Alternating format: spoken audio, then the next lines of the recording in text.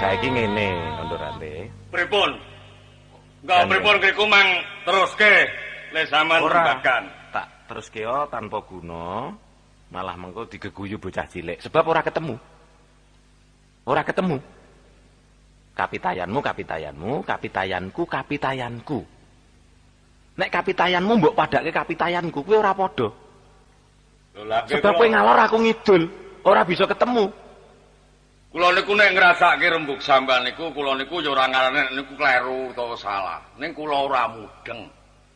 Nah, mula kuwi. Perkara bener lan boten niku kula ora urusan, ning kula niku ora mudeng. Nah, sepisan ora mudeng ki amarga ora seneng karo panemuku. Gitu. Lah, ngene, reneng kowe gawe cilakaning liyan. Nek niku wau kira-kira rembage sampean niku nggih bener. Kira-kira mawon enten benere. Sing kula ora seneng niku perkara lelo aplaop niku lho. Brebeke kuping kula niku wong getapan. Oh iya. Iya, ning wong urip nanggone bebrayan ki pancen angele kaya ngono. Aja menang-menangan. Ya ta? Aja menang-menangan. Dadi ya ana sing seneng ngono, ana sing seneng ngene. Lah nek wong ki mbok kon manut kowe kabeh, ya cilaka to. Bakune kula niku nek barang ora nyata niku ora gugu. Oh ngono. Sing ora nyata. Kula senengi sing melok. Sing ora nyata ora gugu. Pun ketok metuthuk niku nggih ketok. Ketok begogok niku ketok niku barang sing nyata. Saiki wis ora seneng mikir barang sing ora ketok niku. Wis katon isen-isening batinmu. Mula kuwi mau tak kandhakake, dianakake kerampungan bae damar mancung sebab penemuku ora padha karo penemumu. Malah ngoyo-woro. Malah dadine ora becik. Niki kula ngalor sampean gitu. Nah, pun rampung to niki. Iya, mong aku meling. Kowe aja nganti tumindak bocah-bocah sing padha arep sinau ngenani bab kawruh. Kuwi aja kok alang-alangi. Lah niki kula nggih weling genti. Heeh. Kula nggih weling genti njaluk tulung kalih sampeyan. Supaya ora ganggu gawe ketentreman kula. Bocah-bocah niku ampun teng blengok sawayah-wayah sak senenge dhewe. Kok teng brengok iki sapa wae? Wah, pripun sampeyan niku? Angger surup leng niku pun wiwit teng krap. Pun sampeyan angger krungu bebek digiring nggih punika suarane gegere. Lho, lah wong iki desane wong akeh, ora desamu dhewe jare. Wah, lah kuwi rak mlaku nang panggonane dhewe, jeneng kowe rak menang-menangan. Lah kowe iki rak ora manut karo tatanane wong akeh. Becike kowe aja urip nang gone kampung, urip nang gone alas wae, dipadake karo kewan. Kumpulmu karo ula macan sing ora ngerti. Mikir. Sebab aku kok kuasani kabeh yen bisa. Ning ora bisa. Kowe arep nguasani wong sak donya ora bisa. Kula niku ora ajeng nguasani. Napa to wong urip arep ora nguasani nanging kowe arep njajah marang pikiraning liyan. Kula ora njajah ning niki lho. Karep kula niku ampun nganti dianu. Nah iya kuwi ra jenenge karepmu kudu disarujuki karo wong akeh to ngono kuwi. Mongko ana sing ora seneng karo patrapmu. Lho lagi akeh wikono. Iya mula kuwi. Nek ora seneng nggih pun ngriku ora seneng nggih karepe sing ora seneng. Iki aku meling bocah-bocah aja nganti kok ganggu gawe. Kok bendongi watu barang ngono. Ya kertose do geger nggih kula pakali ya geger kula pakali. Katimbang bocah sing kok bendongi luwung aku wae. Kok bendongi. Lho sampean kok aja salin dadaan. Lho iya. Atimbang bocah sing durung ilang pupuk lempuyange kok musuh keduwung aku sing wis wareg mangan uyah. Sampean iki janjane ora sampean kok sing jojobang wingo-wingo kok sampean niku. Iya wae, wong kuwi bocah-bocahku. Ya ta? Sampeyan jenenge wong legan golek momong. Pancen wong urip kuwi kudu gelem ngono. Nek wong urip kuwi ora sinamatan. Ora gelem mikir marang awake liyan. Ki jenenge urip sing nganggo uripe dhewe. Nek janjane pun awet taun niku pun kula batin. Iya iya. Kula niki ketoke bodho. Nggih. Ning ora pati ngerti. Ning sithik-sithik kula nggih ngerti. Kula nggih ngerti. Aku ora ngarani yen kowe bodho. Kowe kuwi wong sing luwih pinter. Sampeyan niku wis ketok nek sampeyan niku ajeng duduti kula. Iya. Sampeyan Kamane wong luwih pinter, luwih goblok. Ora. Luwih pinter. Bedang luwih kudu. Lah ngerti sampean niku aja meksa kula. Ora, aku ora meksa. Mung aku aja nganti kowe kuwi ganggu gawe marang bocah kang padha sinau. Niki enten dadah kula. Enten pekarangan kula. Heeh. Saman manglunga kula ora etuk saman suwe-suwe enten Iki pekarangan. ora sak tokke saka omah. Lho ning niki ra dadah kula. Ora bisa. Lho niki karangan kula lho watese nika. Wit pase nika kali wit dadam niku mengetan. Nika nganti tekan wit nangka nika tesih dadah kula. Iya. Ah, dadahmu nanging kowe kalah panguwasa karo bupati-pati. Rene aku iki utusaning bupati-pati. Dadi kowe kalah karo aku kudune. Wah, mboten iso. Mboten iso. Kula mau kalah. Ha nek mau kalah karepmu? Amang nek sampeyan ajeng pripun? Kula ajangi. Kula ajangi. Nek aku ora ngajak apa-apa, nek butuhmu arep ngajak gelut yen kowe tak peksa supaya lunga saka papan kene mestine kowe serik. Amun watone Sulaya. Ah iya. Watone Sulaya. Kula wani kali sampeyan. Ah wis kowe arep ngopo saiki? Nen, Wis arep ngopo karepmu? Wis ayo. kula. Heeh. Lah sampeyan ngajak napa? Gubukmu kae kok ora ana apa-apane to kae. Dadi upamane kobong kuwi ora apa-apa. Ya delengen tak wiwitane. Allahu Akbar.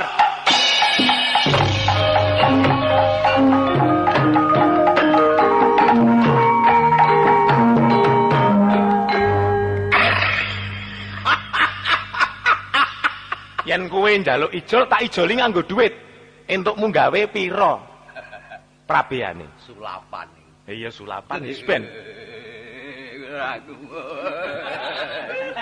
Niku sulapan. Iya. Wah, kobong. Ha iya. Mboten napa-napa niku nggih. Apa tak ijoli apa piye? Mboten niku malih kula utang kula nggih dereng tau bayar pun kok. Kobong. Wah, mboten napa-napa niku dereng bot kemah nika. Napa kira-kira sing duwe haji sampean tak? Lho, sing kondo yen sing duwe haji aku tok sapa? Ah sampean bubar-bubar nggih terus omah kula bubar. Hah? Sampean bubar-bubar omah kula. Bubar. Kula nggih duwe haji kok. Iya. Nika watu sing gedhe nika. Heeh. Pecah.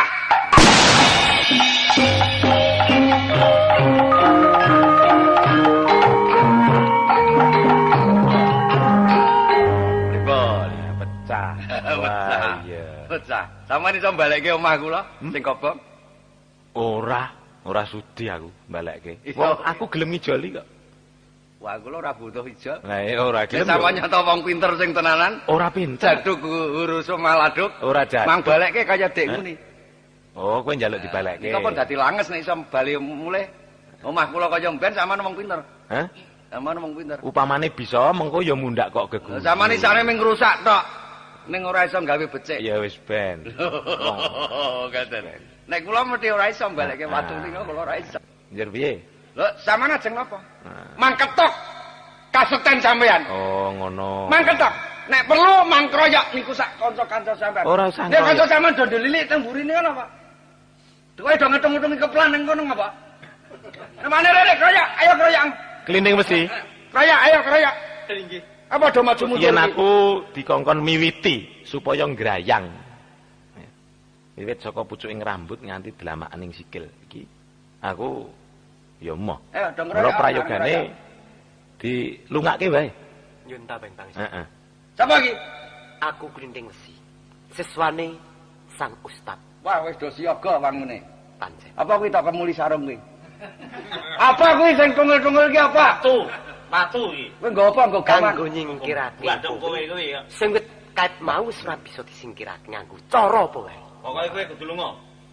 Weh. Dan Sawat watu kene. wis saiki kok ngiringan. Kok ngiringan, kok tengen, kok mburi, kok ngarep. Ayo, rayakan iki odoran kae. Perlu dinteni ya. Ayo, ayo.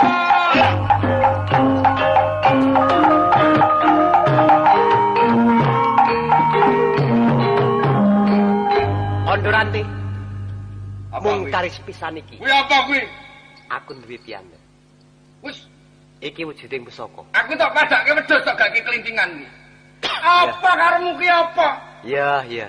Sakarepmu nggonmu. Awang ondoran iki wis kondang ning kene pilih bobot pilih tanding. Tampanono pusaka iki. Waduh.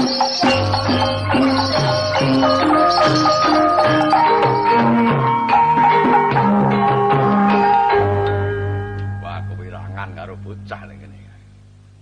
Lho kelintingan kok duwe daya sing semono bobote.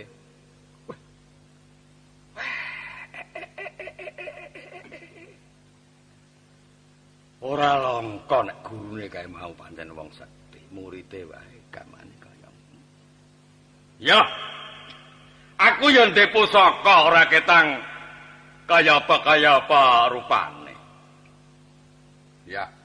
Aku yo ndek pusaka sing jenenge Kanjeng Kyai Watu Genu. Ya, lucu ta jenenge. Ya ora karangan tenan. Ki mbiyen le menehi maratuwaku lanang. Bobote nek diwatek ana patang diatin. Ngebleki wong ra tele-tele arep apa? Hei! Baru klinting. Jenengmu sapa le? Aku Jenengmu sapa? Klinting Wesi. Klinting Wesi. Iya. Iki lho tampanono. Gamanku iki Kyai Watu Genu. Aja tok endani ya, Le. Tak tampani udan. Ya.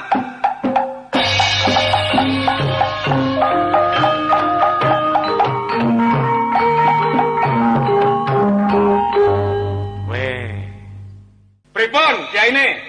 Pripun murid sampean? Aja muridku sing kok taman. Pun ngriku mangrebukan murid sampean. Kula tak adose. Ora, kene. Kene.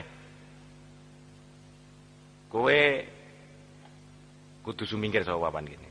Nek kula ora gelem. Nek aku ora gelem, Tak peksa. le sampean meksa nggo cara napa? Dun. Pripun? Tanpa nganggo daya kekuwataning tenaga. Aku bisa nglungakke kowe saka papan kene. Sampeyan kok lek ketok kaya ngentrengke liyane Iya. lho jan sampean niku. Apike sampean teng ngriku niku. Apike sampean teng ngriku niku. Piye? Le ngentenge wong liya niku. Lho niku. Niku petingan Pancen sampean. menungso urip kudu kaya ngono. Lah ning kula ya ora gelem ngentengke. Lah iya. Aku lho dudu anak gabus, dudu anak kapuk. Lah nek awake dhewe rumangsa enteng, jireh. Menungso kuwi. Oh, nggih. Lah iya. Pun ajeng napa? Dadi kudune senajan enteng ya rumangsa mantep. Dadi ngadepi apa wae ora wedi. Nggih kaya kula niku. Kula niku jane ora pati kendel ning suarane bantas. Iya. Mbok menawa mungsuh kanthi swara kula niku wedi. Wedi. Ning ya ana sing ora wedi Ya. kaya sampean nyatane ya ora wedi nggih. Ora wedi aku. Pun ajeng pripun sakniki? Ya, saiki yen pancen kowe kuwawa, tengok-tengok nyang kono ngadeg ya karepmu, dene ora kuwawa ya wis tekan ngendi mengko. Wah. Nggih pun. La haula wala quwata illa billahil aliyyil azim. Allahu akbar.